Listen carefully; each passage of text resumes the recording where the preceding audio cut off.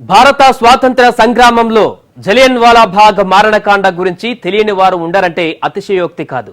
ఆనాటి దుర్ఘటనకు మన దేశ స్వాతంత్ర పోరాటంలో ప్రముఖ స్థానం దక్కింది. ఆ ఘటన తర్వాత బ్రిటిష్ వారిపై వ్యతిరేకత పెరగడమే గాక భారతీయుల్లో స్వాతంత్ర్య కాంక్ష మరింత పెచ్చరిల్లింది. మరిన్ని ఎక్కువ త్యాగాలకు ప్రజల్ని సంసిద్ధుల్ని చేసింది. స్వాతంత్ర్య భారత పోరాటాల ఘట్టాల గురించి చెప్పుకునే ప్రతి సందర్భంలోనూ ఈ దేశ పౌరుల గుండెలు ఉప్పొంగుతుంటాయి. తమ పూర్వీకులు చేసిన త్యాగాలు ఎంత గొప్పవో తలుచుకుని గర్విస్తూ ఉంటారు. అలాంటి త్యాగాలనే జలియన్ వాలాబాగ్ మృతులు కూడా తమ వంతుగా అందించారు. వారి మరణాలతోనే భావి భారత స్వాతంత్ర్య ఉద్యమం మరింత బలపడింది. బ్రిటిష్ వారిని పారదోలేందుకు వారి త్యాగాలే ఇంధన శక్తిగా మారాయంటారు చరిత్రకారులు. పంజాబ్లోని అమృత్సర్లో ఉండే ఒకానొక తోటనే జలియన్ వాలాబాగ్. ఇది ప్రఖ్యాత స్వర్ణ దేవాలయానికి అత్యంత సమీపంలోనే ఉంటుంది. సిక్కులు, హిందువులు జరుపుకునే బైశాఖి పండుగ నాడు జరిగిన అత్యంత పాశవిక మారణకాండే జలియన్ వాలాబాగ్ దురంతం. ఏప్రిల్ 13, 1919 రోజు బైశాఖి పర్వదినాన్ని పురస్కరించుకుని దాదాపు 20,000 మంది అక్కడికి చేరుకున్నారు. అమృత్సర్ నుంచే కాక చుట్టుపక్కల జిల్లాల నుంచి, సుదూర ప్రాంతాల నుంచి ఆ తోటకు చేరుకుంటున్నారు. బైశాఖి సందర్భంగా జరుగుతున్న ఆ సమావేశంలో బ్రిటిష్ పాలనకు వ్యతిరేకంగా ఉపన్యాసాలు ఉంటాయని, ప్రముఖ విప్లవకారులు వచ్చి మార్గదర్శనం చేస్తారని బ్రిటిష్ సైనికులు భావించారు.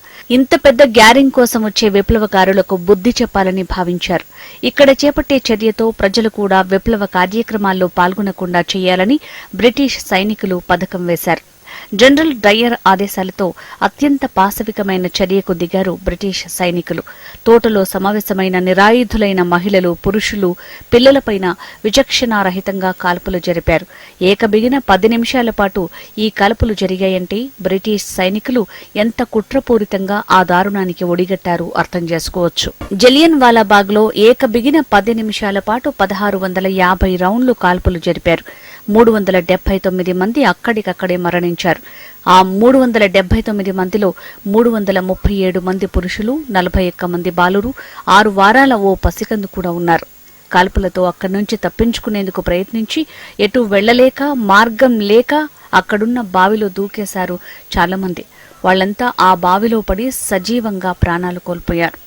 ఆనాటి అధికారిక లెక్కల ప్రకారమే బావిలోంచి 120 శవాలను బయటకు తీశారు. అధికారిక సమాచారం ప్రకారం 2,000కు పైగా ఈ కాల్పుల్లో గాయపడ్డారు. 1000 మందికి పైగా చనిపోయారు. నగరంలో కర్ఫ్యూ ఉన్నందున గాయపడిన వారిని ఆసుపత్రికి తీసుకువెళ్లటం సాధ్యం కాలేదని బ్రిటిష్ అధికారులే ఒప్పుకున్నారు. బైశాఖి అనేది సిక్కులకు నూతన సంవత్సరం. సంప్రదాయ కొత్త సంవత్సరం రోజు బంధువులంతా ఒక్క దగ్గర చేరటం హిందూ సాంప్రదాయంలో ఆనవాయితీ.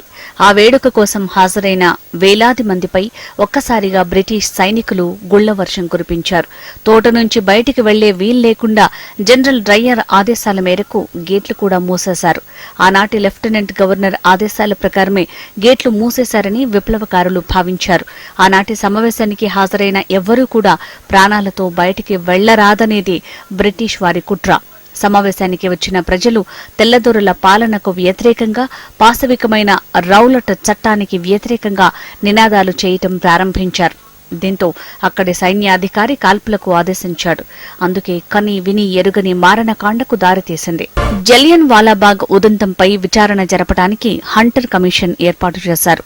ఆ కమిషన్ సమక్షంలో డయ్యర్ తనకు ఆ మీటింగ్ గురించి మధ్యాహ్నం 12:40 తెలిసిందని, దాన్ని నిలపడానికి తాను ఏ విధంగా ప్రయత్నం చేయలేదని, అక్కడ సమావేశమైన గుంపు గనుక గమనిస్తే కాల్పులు జరపాలనే ఉద్దేశంతోనే తాను అక్కడికి వెళ్లానని అంగీకరించాడు.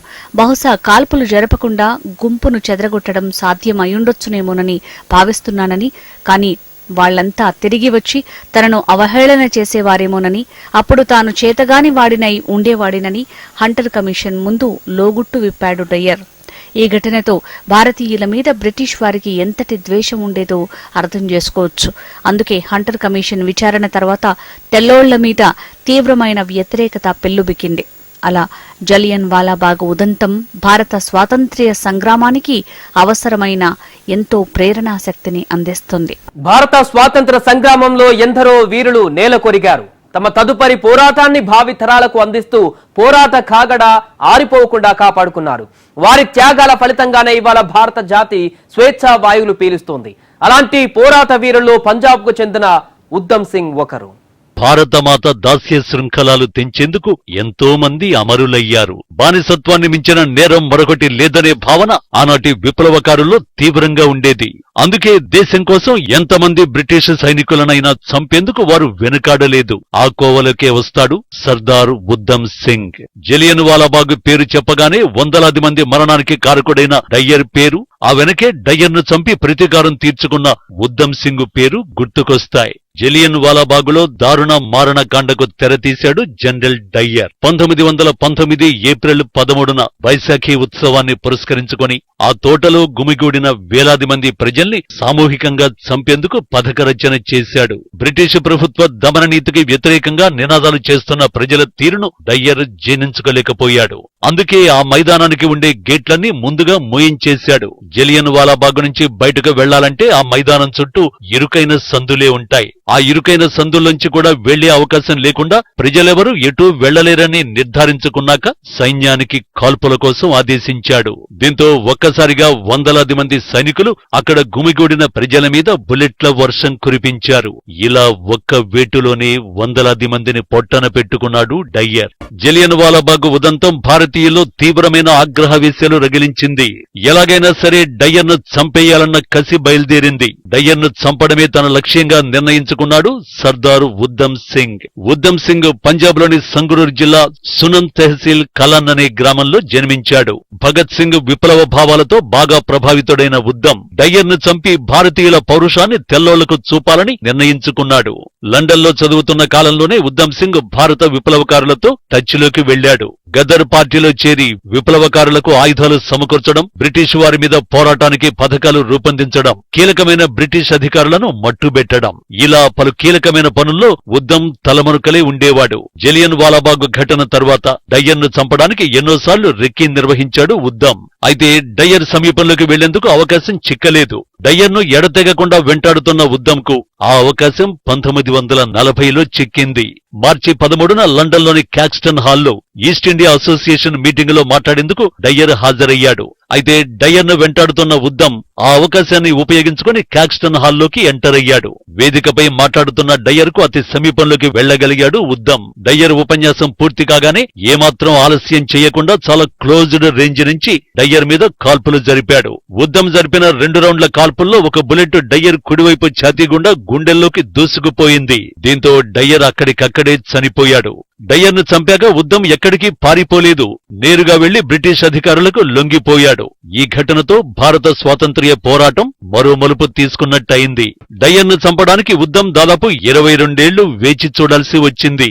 ఆనాడున్న కాలమాన పరిస్థితులకు అనుగుణంగా బ్రిటిష్ వారిపై పోరాడాలంటే భారతీయులు ఐక్యంగా ఉండాలన్న భావన ప్రబలంగా ఉండేది. అందుకే ఉద్దమ్ పేరులో హిందూ ముస్లిం పేర్లు కూడా కలుపుకొని రామ్ మొహమ్మద్ సింగ్ ఆజాద్ గా ప్రకటించుకున్నాడు.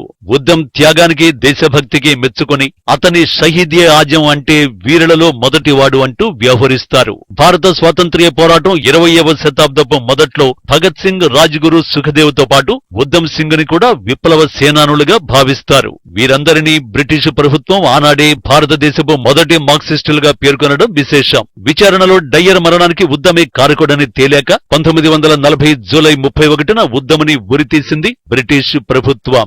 ఉద్దమ్ త్యాగానికి గుర్తుగా జలియన్ వాలాబాగ్లోని స్మృతి మందిరంలో ఇప్పటికీ ఉద్దమ్ ఆనవాళ్లను చూడొచ్చు.